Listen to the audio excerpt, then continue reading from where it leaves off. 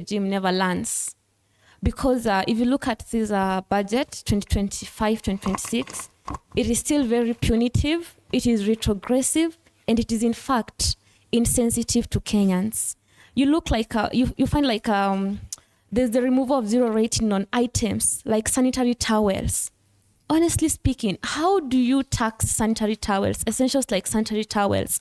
That means that it is also going to affect our education sector because our girls are going to stay out of schools at least 1 week a month. That is 12 weeks per year, which is quite a retrogressive step.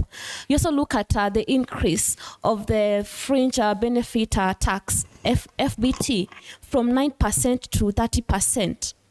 That will discourage employees from getting incentives and and lower interest loans from their employers. What does that mean? It means that the employee that would take these loans to go and do boost a business or do activities like farming back in their home, they will no longer do that, which consequently hurts our economy.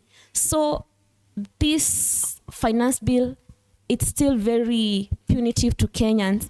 And I would like to advise the government, we cannot tax our way out of poverty.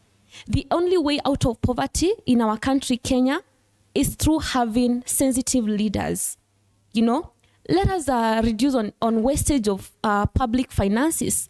Let us go anti-corruption, even if it's not 100%, at least 50%. Because where is all this money going? We are basically budgeting for corruption at the cry of poor Kenyans and ordinary Kenyans like ourselves here. Because most of Kenyans, we are actually ordinary. I don't think here we have elite Kenyans here, even in this studio. So the government must rethink. But even if it does not rethink, by the way, we thank God that at this stage, it is still a bill, it's not an act. And by the way, we are not going to allow, as Gen Zs, we are not allowing that this bill to become an act. How can we allow this punitive bill to become an act? It shall not occur. Mm-hmm. Yes.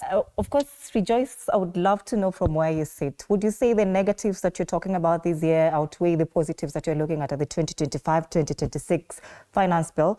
Which, of course, I would say there are some positives. But from where you sit, are the negatives outweighing the positives? Yes, it is outweighing. And that's why I said the government did not learn. All right. We'll be getting that more explanation from, of course, our panelists in Studio B.